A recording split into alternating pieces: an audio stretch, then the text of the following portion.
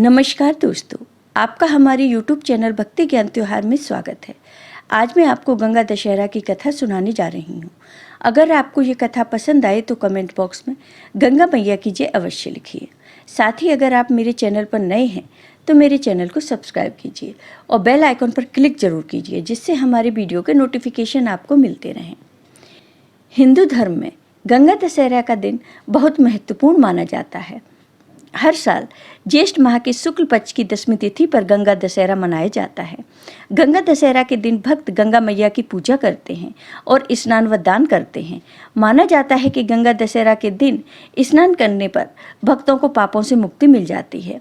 भक्त गंगा जल को घर भी लाते हैं और घर के मंदिर में रखते हैं। हर शुभ कार्य में गंगा जल से घर की शुद्धि करने की परंपरा है। इस शुभ दिन को मनाने के पीछे विशेष पौराणिक कथा जुड़ी हुई है। पौराणिक कथा के अनुसार राजा भगीरथ ने पितरों की तृप्ति के लिए अपनी कठोर तपस्या से मां गंगा को पृथ्वी पर आने के लिए विवश कर दिया था। गंगा जी जिस दिन पृथ्वी पर अवतरित हुई उसे गंगा दशहरा के नाम से जाना जाने लगा। यही वजह है कि गंगा दशहरा पर गंगा स्नान का विशेष महत्व है। इससे न सिर्फ स्वयं के पाप धुल जाते हैं, बल्कि गंगा घाट पर श्राद्ध करने से 7 पीढ़ियों के पितरों की आत्मा को शांति मिलती है। भगवान शिव ने गंगा को अपनी जटाओं में धारण किया। राजा भगीरथ की गंगा को पृथ्वी पर लाने की कोशिशों के कारण इस नदी का एक नाम भगीरथी भी है। एक बार युधिष्ठिर ने लोमस ऋषि से पूछा, हे मुनिवर, राजा भगीरथ गंगा को किस प्रकार पृथ्वी पर ले आए? कृपया इस प्रसंग को मुझे भी सुनाइए। लोमस ऋषि ने कहा, हे धर्मराज युधिष्ठिर, इक्ष्वाकु वंश में सगर नामक एक बहुत ही प्रतापी राजा हुए। उनके वैदर्भी और शैब्या नामक 2 रानियां थीं। राजा सगर ने कैलाश पर्वत पर दोनों रानियों के साथ जाकर शंकर भगवान की घोर तपस्या की। उनकी तपस्या से प्रसन्न होकर भगवान शिव ने उनसे कहा, हे राजन, तुमने पुत्र प्राप्ति की कामना से मेरी आराधना की है, इसलिए मैं तुम्हें वरदान देता हूँ कि तुम्हारी एक रानी के 60,000 पुत्र होंगे, किंतु दूसरी रानी से तुम्हारा वंश चलने वाला एक ही पुत्र होगा। इतना कहकर भगवान शिव अंतर्ध्यान हो गए। समय बीतने पर शैब्या ने अश्मंज नामक एक अत्यंत रूपवान पुत्र को जन्म दिया और वैदर्भी के गर्भ से एक तुम्बी उत्पन्न हुई, जिसे फोड़ने पर 60,000 पुत्र निकले। कालचक्र बीतता गया और अश्मंज का अंशुमान नामक एक पुत्र हुआ। अश्मंज अत्यंत दुष्ट प्रकृति का था, इसलिए राजा सगर ने उसे अपने देश से निष्कासित कर दिया। एक बार राजा सगर ने अश्वमेघ यज्ञ करने की दीक्षा ली।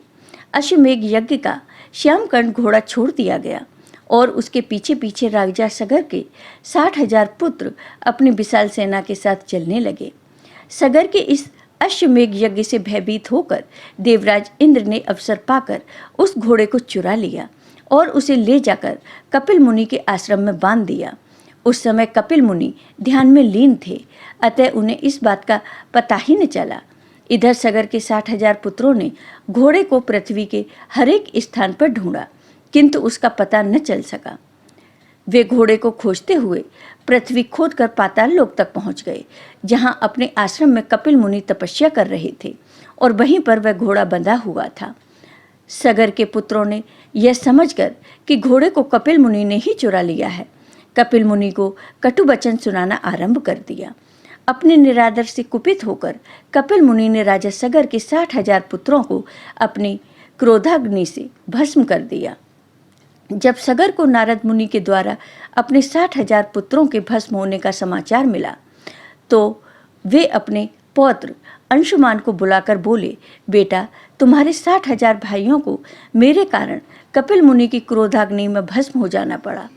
अब तुम कपिल मुनि के आश्रम में जाकर उनसे क्षमा याचना करके उस घोड़े को ले आओ।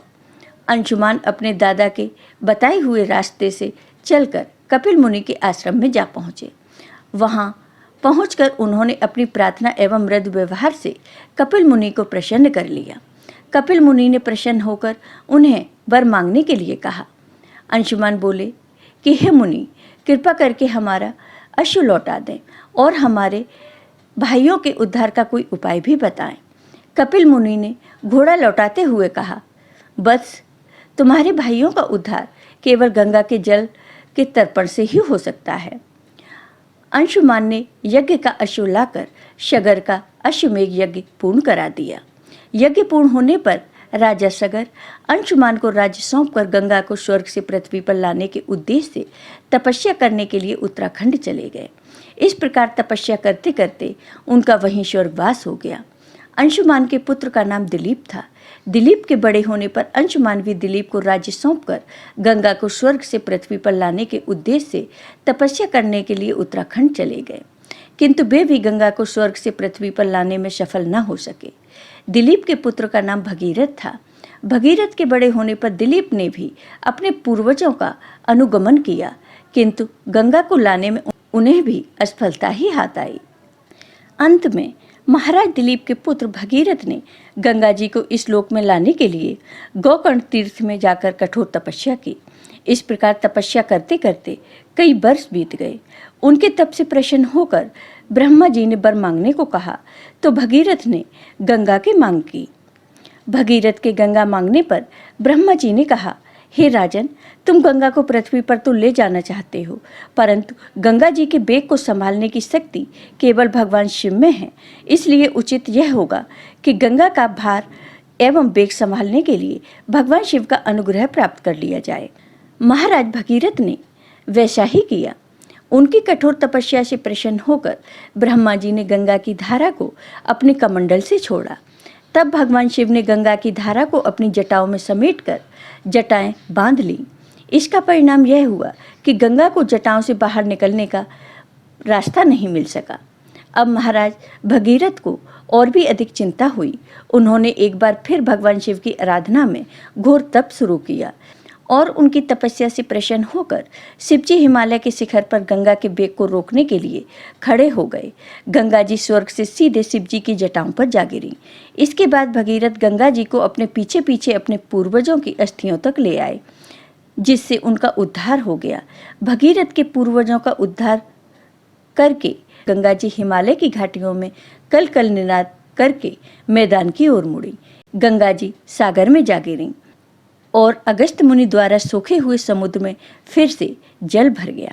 इस प्रकार भगीरथ पृथ्वी पर गंगा का वरण करके बड़े भाग्यशाली हुए। उन्होंने जनमानस को अपने पुण्य से उपकृत कर दिया। युगों युगों तक बहने वाली गंगा की धारा महाराज भगीरथ की कष्टमयी साधना की गाथा कहती है। गंगा प्राणी मात्र को जीवन दान ही नहीं देती, मुक्ति भी देती है। इसी कारण भारत तथा विदेशों तक में गंगा की महिमा गाई जाती है। जय हो गंगा मैया की। आपको ये वीडियो पसंद आया हो तो कमेंट बॉक्स में कमेंट करके ज़रूर बताइए। साथ ही मेरे वीडियो को ज़्यादा से ज़्यादा शेयर करिए। धन्यवाद दोस्तों।